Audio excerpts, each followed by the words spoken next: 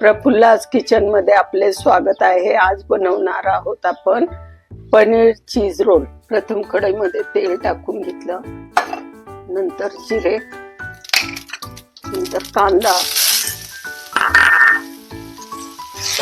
कांदा थोडा तळल्यावर शिमला व हिरवे क्रश केलेले वाटाणे टाकून थोडं परतून घ्या। आता आपण सर्व मसाले टाकून घेऊयात। हळद, मिरची पावडर, चाट मसाला, धने पावडर, किचन किंग व मीठ। आता आपण याच्यामध्ये किसलेलं बटाटा आणि किसलेलं पनीर टाकून घेऊया। चीज पनीर रोलचे सारण तयार झालेले आहे। आता वरून कोथिंबीर टाका। अशा प्रकारे आपण पुऱ्या लाटून घेऊन सारण भरून रोल करून घेऊयात।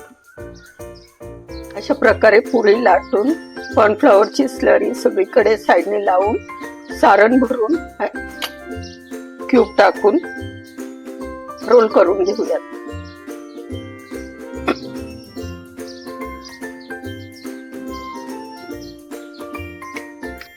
आता पनीर चीज रोल आपण तळून घेऊयात।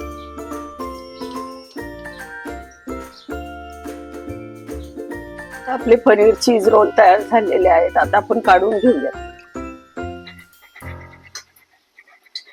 पनीर चीज रोल तयार झालेले आहेत।